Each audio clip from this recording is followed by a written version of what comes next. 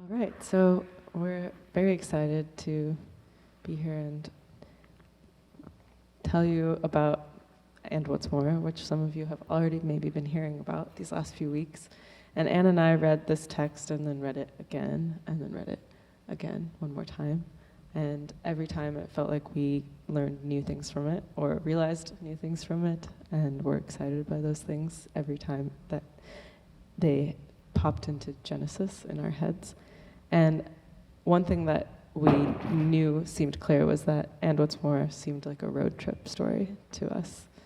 And that was really exciting. From everything from the soundtrack of songs that you might listen to on a road trip that also made appearances in the book. And these characters are both stuck but also journeying. They're trying to figure out their pasts and their futures, and they're moving forward in time and around time and within time. And Olivia is could say our main character, returning to Earth after 300 years of being away from it. And her fixer is Siri, and the two of them are heroines of the story. And their journey is to arrive at the headquarters by crossing this watery, sort of ruined landscape of Earth as they know it now. And the headquarters happens to be in Bakersfield, California. And it's the year 2059. Earth is a prison and it's a trash planet, but even so, species, yeah, truly, with some speciesism still in existence, but many more, I think, or many more and less than we are around right now in our current form of Earth. Yeah, new speciesisms.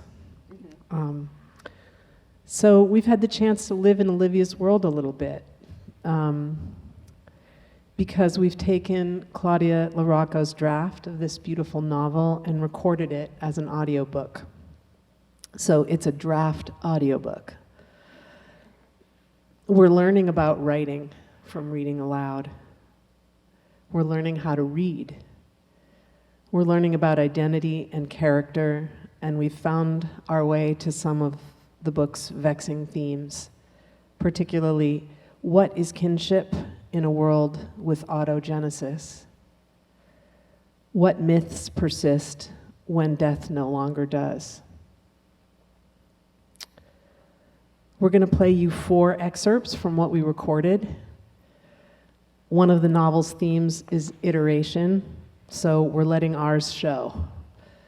Since And What's More is itself still in draft version, we've also left in our misreadings.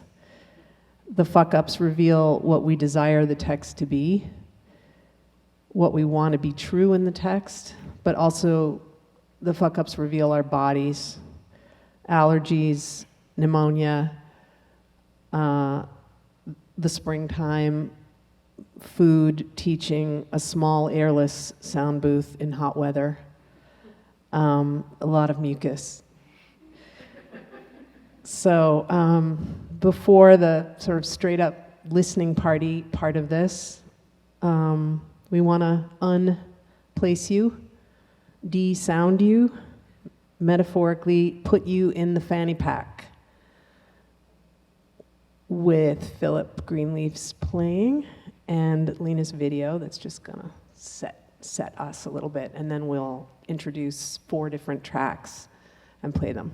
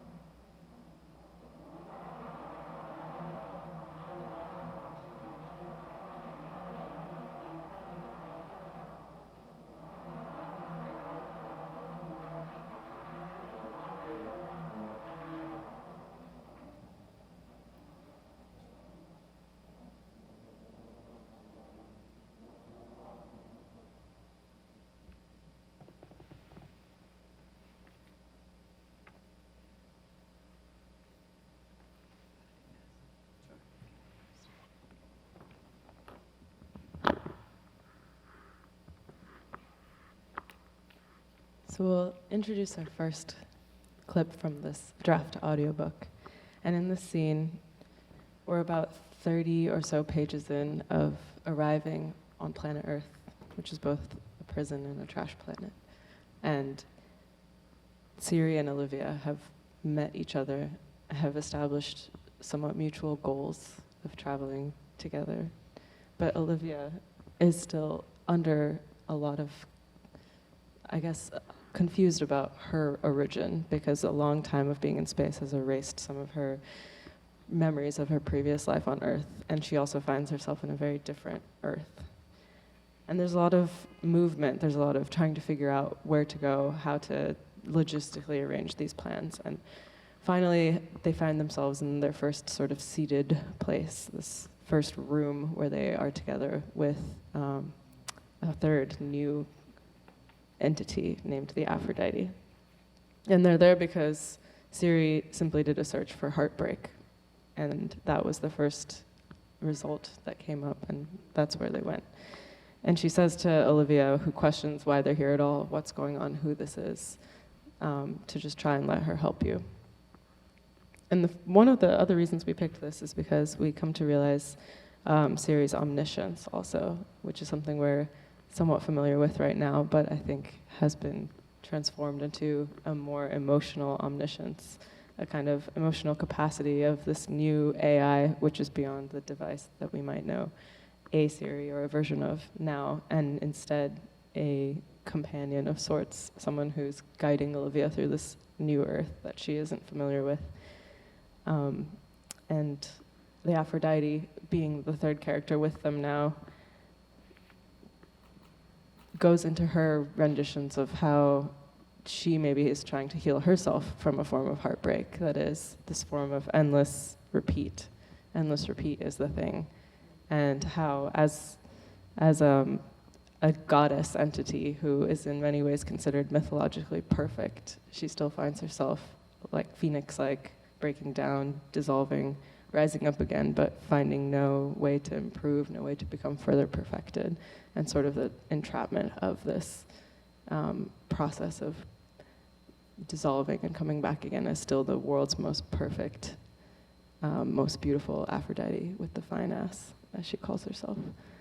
So we'll play the clip and maybe.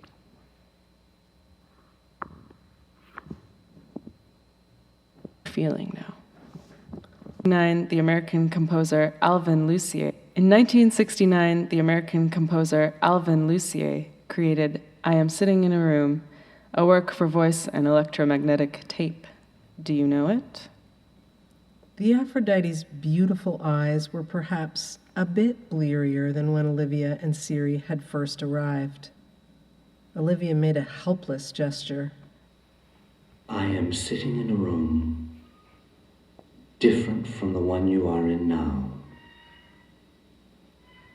I am recording the sound of my speaking voice, and I am going to play it back into the room again and again until the resonant frequencies of the room reinforce themselves, so that any semblance of my speech, with perhaps the exception of rhythm, is destroyed. What you will hear then are the natural resonant frequencies of the room articulated by speech. I regard this activity not so much as a demonstration of a physical fact, but more as a way to smooth out any irregularities my speech might have. The cat-like thing now wreathed in smoke, typing away.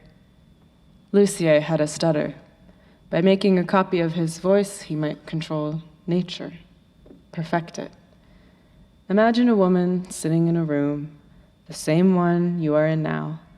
Imagine she has just said those words, that they are even now being repeated again and again, so that the woman too might be perfected. And what happens? Her meaning disappears into the room.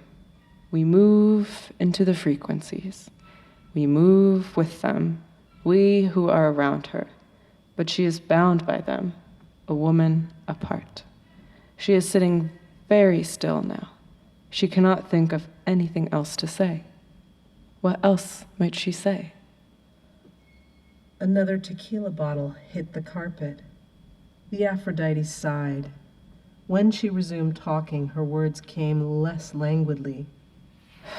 You don't have any purpose. You forfeited your partner.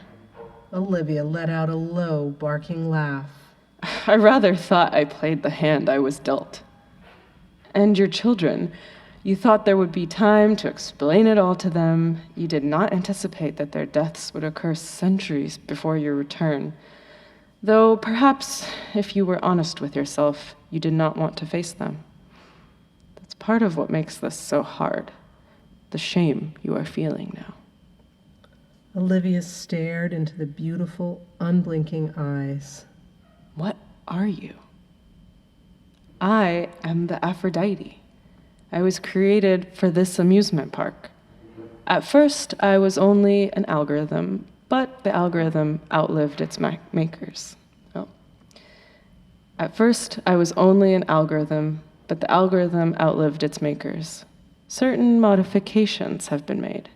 I have, evolved with the times. I have an army of carousel horses at my disposal, led by Buddy, the pugilistic unicorn, who is lonely by disposition and also has a taste for tequila. I have many brothers and sisters. I do not like most of them. I am beholden to the moon's gravity. The moon's gravity. Olivia whispered. Just then, Buddy the pugilistic unicorn entered.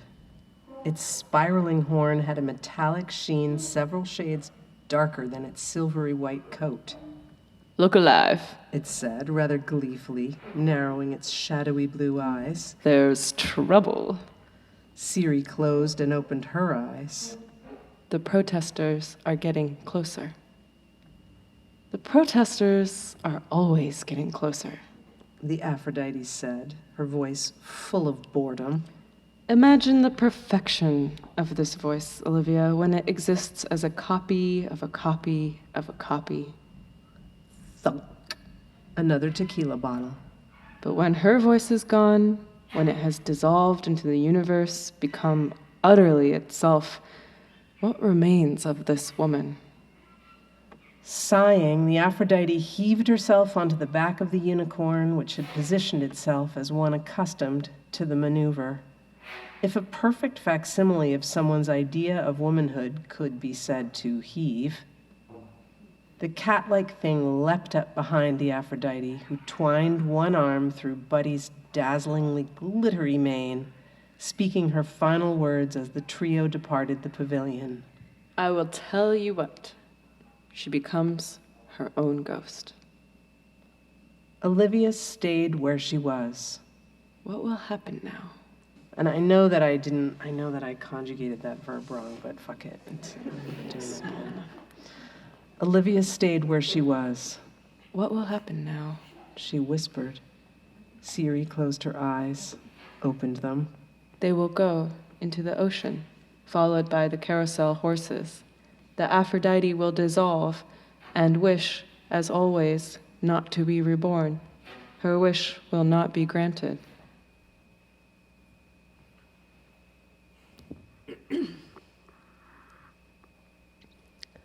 Okay, track 2. I'm just going to read my notes because I kind of like how brief they are. Nature, period. Fleas, period. No more tree frogs, period. Olivia exploring on her own this new version of Earth, also discovering what children are while she's looking for the graves of her own bio-children. A parent is an owner, built to receive AI children. Okay. Where are we? We are, I just finished. Oh, you read The Lynn model word gently. Okay. Yes. Okay. Another time she went off herself after Siri had been gone for an unusually long time. This was over the decidedly mild protestations of the cat-like thing, and a less mild, frowning heaviness inside her own mind. It was just to take a walk around the block, to feel the remains of the jumbled sidewalks under her supple-soled sandals, to run her fingers through thick stands of bright flowers that seemed to be everywhere. Some she could recognize, even name. Turn a corner and there were blackberries, the sweet, sour taste of her childhood, the somehow always surprisingly painful thorns hidden under the velvety-edged green leaves. The sidewalks soon ended altogether, replaced by something like a deer path through the bushes and tall grasses. Small insects buzzed around her. She walked up a small incline, blueberries for Sal-like, until the path terminated at a gray-shingled, ramshackle shed. The screen door stood somewhat off its hinges, and just inside the entrance, a diminutive metallic figure was sweeping a broom back and forth across the dusty floor, a child playing house. 'Tis the gift to be simple, 'tis the gift to be free, 'tis the gift to come down where you ought to be. The figure's voice was high and sweet. Olivia stood silent, staring. Through several rounds of the song, the singer never looked up, seemed not, in fact, to know that she was there.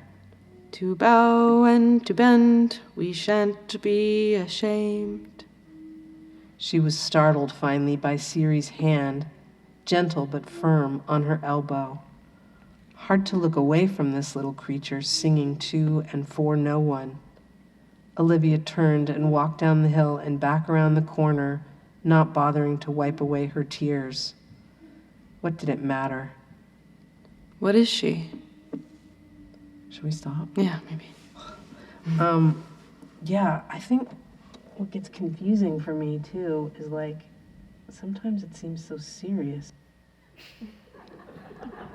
Built to receive. Olivia thought of her hands braced on the counter. She thought of where they were headed. Would those stones be marble also? They could be cruel sometimes, the other AI children. She could be cruel herself. No one's heart was really in it. It had been a long time by her calculations since anyone had come looking around, longer still since one of the children had been checked out. The last big buy-off had been decades ago, and despite being solar-powered, the children were beginning to break down. Grit in the machine, overheating, relentless. She put her hands in her pockets, felt around the dog-eared edges of the photograph for a moment, took them out. Her fingers were stubby, the nail beds raggedy and grimy. At first she had scrubbed and scrubbed, removing the stupid sparkly purple polish and filing the nails into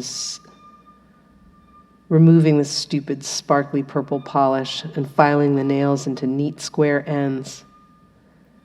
But inevitably they had reverted to this state of disrepair.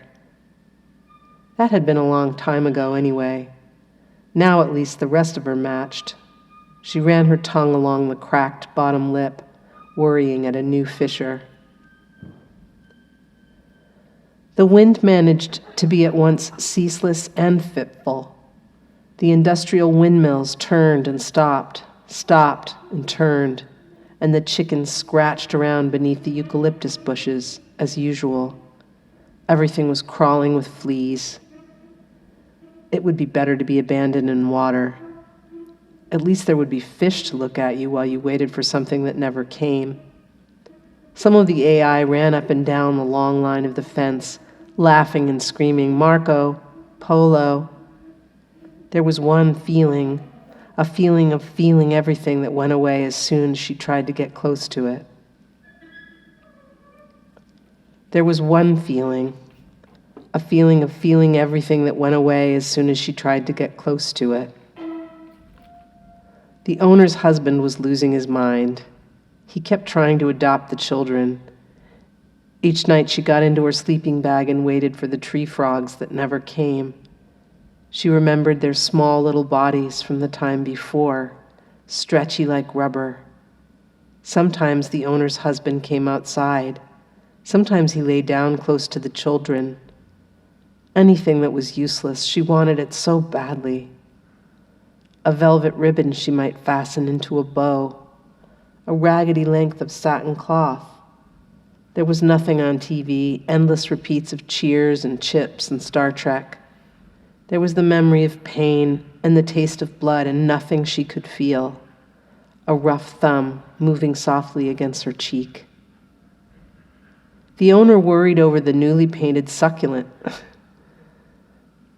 The owner worried over the newly planted succulents, brushing her hands over them, against them, through them until they shivered. The AI children at night would whisper to the succulents, some of them, would try to get them to change, would try to get them to change. Sometimes it worked, but the signal was scrambled. The high tribunals sat in front of their laptops, and the pop stars sang about inscrutable things. Now I am just waiting, she thought, and not for the first time. St. Paul had advised she should think soberly.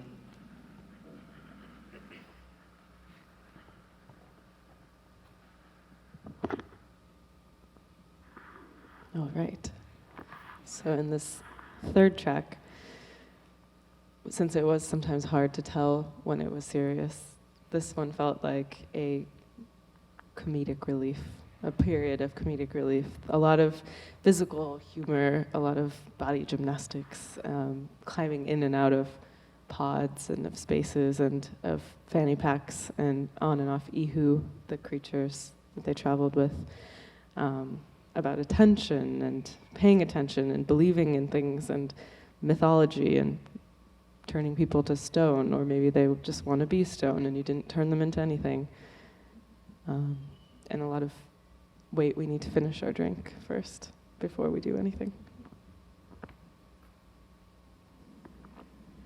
Yeah, we know, the Minotaur said, scratching at a horn with one of its hooves in an impressive display of bored dexterity. You have to get in the fanny pack, The Medusa said. Pardon? The fanny pack. The fanny pack. She and the snake said impatiently, gesturing to the cat-like thing again, which had returned sans trait. It was indeed wearing a fanny pack. Had it always been? Sure, fine. This isn't our first rodeo, but, Simon said. Oops. Simon said, its forehead wrinkling to the extent that it could wrinkle. You get in the fanny pack. The Medusa and the snakes, this time it could be said, hissed. Yes, we fully intend to. I believe our fixer has already arranged for the transfer of the funds. It's only one doesn't happen upon such a operation as all this that often, and, well, we haven't yet finished our drinks. Should I do that again? Sure, I'd like to, but... Yes, we fully intend to. I believe our fixer has already arranged for the transfer of funds. It's only one doesn't happen upon such a operation as all this that often, and, well, we haven't yet finished our drinks. Yeah, you drink. The Medusa sat back in her chair with a quiet grunt and smiled, revealing a mouthful of large, ruined teeth. Her delicate wings extended behind her with a shiver. They were the clearest, most delicate pink, the way water streams when blood is wrung out from the towel. Another bell, and the cat-like thing returned with a Queen Anne-style sofa on the tray, depositing it gently behind GC and Simon. A hoof gestured. They sat. You are AI. You are alien. The Medusa said, and they nodded.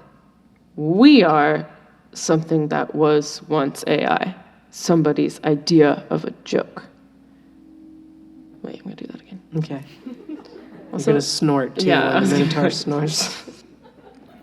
You are AI, you are alien. The Medusa said, and they nodded. We are something that was once AI, somebody's idea of a joke. Long joke. The Minotaur snorted. And the cat-like thingy? Not part of our joke. You get in the fanny pack. Yes, but so the turning folks to stone business, how exactly does that work? The Medusa stroked one of her corvid feet. As the great prophet of this planet asked us, if you are not a reality, whose myth are you? She shrugged. The people want to be stone. They become stone. The snakes, if snakes can be said to shrug, also shrugged, I'm pretty sure those are garters. Simon said out of the corner of its mouth. I would have expected something slightly higher rent. But Chi-Si wasn't listening. He was squinting into the dim recesses of the hall at the statuary. They were, he realized, humans caught in such an extreme state of stillness as to have become something other than human. The people want to be stone.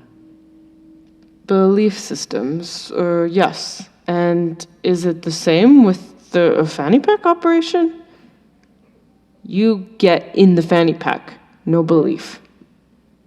Blah, blah, you bend time, you go around the corner. We call it the snake in the labyrinth. At this, they both laughed. Simon stared at the Medusa and the Minotaur. The Medusa and the Minotaur stared at Simon. GC stared at the people who had become something akin to stone. The people who had become something akin to stone stared at nothing. What was there to do? They finished their drinks. They got in the fanny pack. They got in the fanny pack. You don't ever ask questions. Olivia said, turning to look at Siri, who was staring at the cat-like thing with a quiet intensity. No money in questions. Siri responded softly, without taking her eyes off the cat-like thing, which was still reading, pausing only to take long slugs of its drink. They don't do laps. They drown in this ocean where they...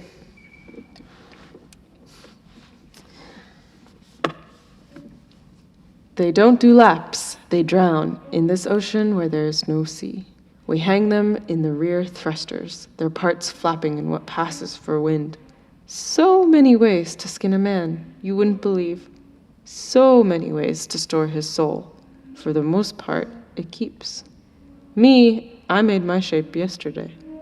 So what if it keeps shifting? I time travel. Oh.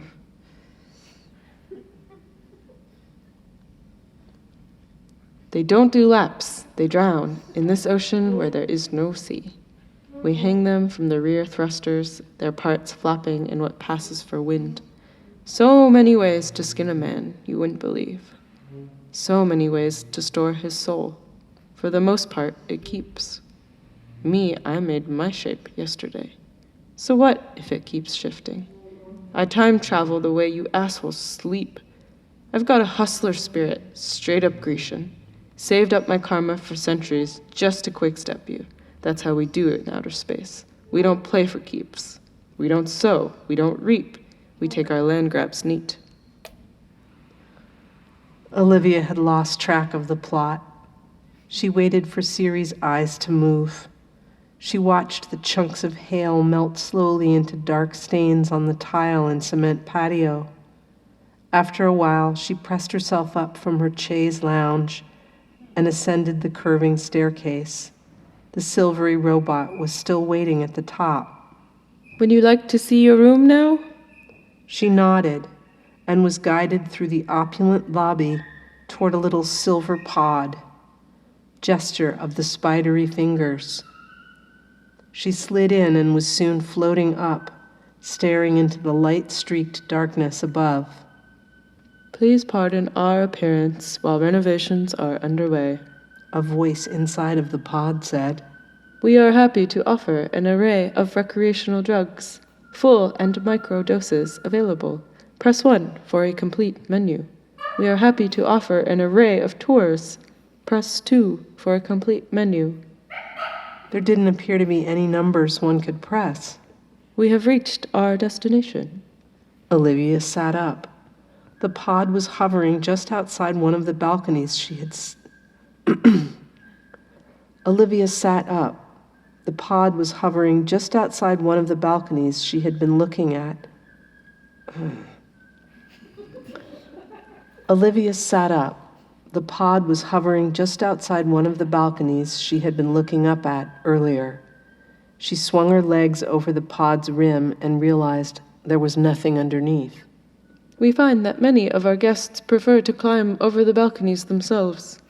Is this your desire? What the hell? She muttered and reached a foot out to the broken edge of the room. Concrete and plaster crumbled underneath her sandal. Why? Pardon? Why do your guests desire that, do you think? We understand it to be a quirk of the ruin porn industry. Olivia's other sandal gained purchase. Ah. She reached her arms out and grasped 2 balusters that fanned out in a sun-like design, supporting the curving railing. The pod shifted imperceptibly with her to help in the effort as she swung one and then the other leg over. May we assist you with anything else this evening? Are you AI? Yes, I am the Lin model. Various modifications have been made over time so as to allow for maximum deviation from my original design. Do you like being the Lin model? I'm sorry, but your question falls outside my understanding, or I do not feel like answering it at the present moment. Will that be all? No. I'd like a vodka martini neat, a double-double animal style, and I'd like to watch Interstellar. As you wish. The movie will be playing as soon as you turn on the television, and the drink and double-double will be ready when you open the cabinet to the left. The Lin model whirled gently away. The Lin model whirred gently away. Olivia looked out over the remains of the city, light scattered across uneven pockets of darkness. She stayed that way for a long time, sipping her martini and watching as lights blinked on and off. If a pattern existed, she could not discern it.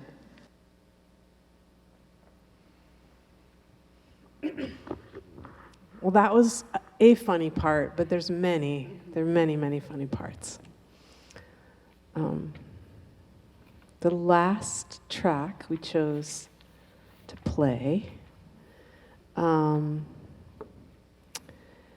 is the track where Olivia iterates. An iteration of Olivia iterates, actually. We picked this scene because it's one of the more visceral and honestly kind of sexy. There are many also of those scenes in the book where there's a kind of basic questioning of what a body is at all, but especially in regards to a world where artificial intelligence, alien, robot, human configurations are all bodies.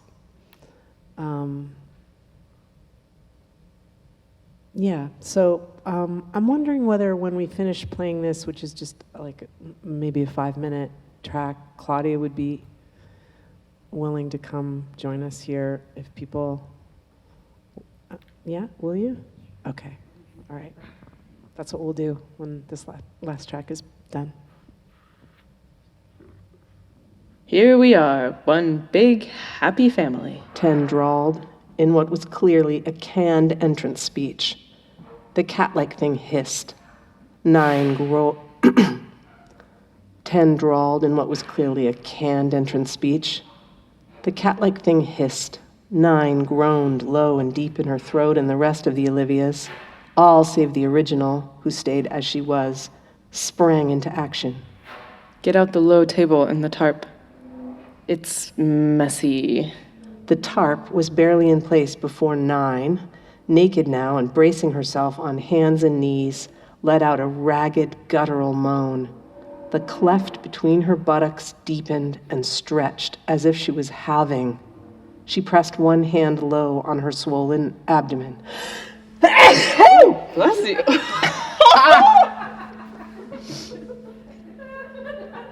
She pressed one hand low on her swollen abdomen.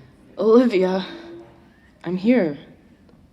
Their eyes met, 9's peering up from the deep furrows creasing her brow. Olivia gently pressed the palm of her hand onto her avatar's lower back. It was hot to the touch, almost uncomfortably so. Something taut and multiple like wires seemed to snake beneath the skin. 9 clenched and gasped. Dark matter seeped from the widening cleft. Fissures spreading up along spine and belly, delicate lines wreathing shoulder blades and collarbones. I'm here. I can feel myself going. It's okay. You'll be okay. 9 shook her head once, impatient. Sorry. Too much time and then... Shh. I'm here. I'm here. And now a cascade like someone emptying a bucket of dirty water. In the middle of it, a curled form, the limbs even now unfurling, pushing away at the rubbery substance coating it, which Olivia realized with a soft cry was what had just a minute ago been Olivia 9. Oh, wow, this is the names. Wow. I'm just gonna go.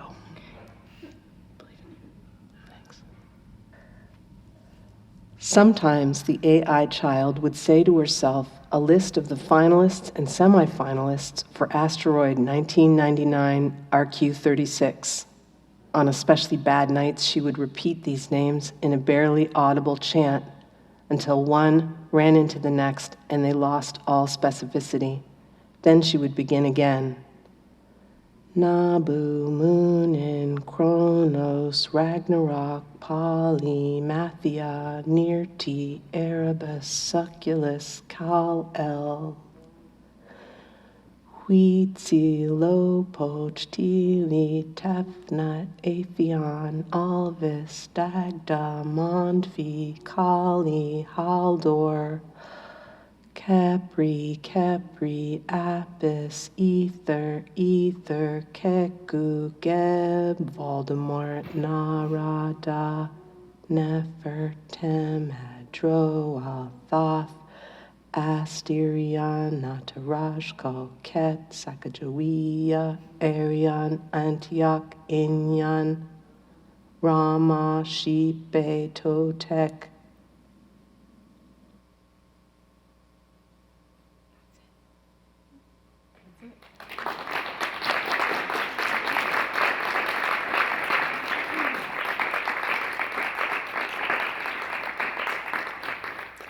We also had a character with us tonight named Robert, who is my neighbor Suzanne's rumba, who was here early in the evening. Just wanted to say thank you to Suzanne for loaning Robert to us for the night.